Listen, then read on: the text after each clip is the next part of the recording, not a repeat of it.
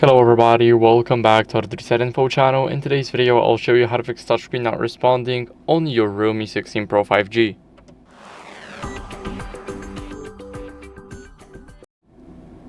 So first, what you guys want to do is go over and remove your screen protector or case, and let me explain why.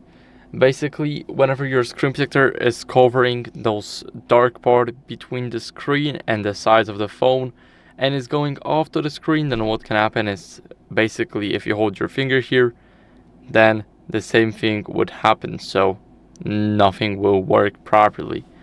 Next, what you guys want to do is remove your screen protector if it's not applied perfectly around the screen, but it's going offside to the sides of the phone, to the edges, or practically anything else.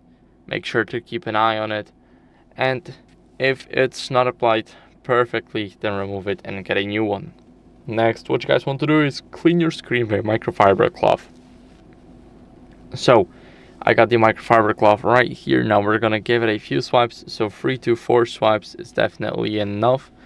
And after that, what you guys want to do is simply force restart your phone. So the way you do that is you hold the power button and the volume up button until you see the screen go black and you hear a vibration. So it is around 5 to 10 seconds, so all you need to do is just wait. So now I got the vibration a second after the screen went black, and now it's restarting, so I'll see you guys in a second. Now after the forced restart, what you guys want to do is, as a last resort, update your software to fix any software glitches. So this might be software glitch that your touchscreen is not responding properly or not responding at all. It's normal and it counts as a software glitch. So now go over to the settings, system and update, and software update. Here it will check for updates automatically. All you need is Wi-Fi connection, as you guys can see here.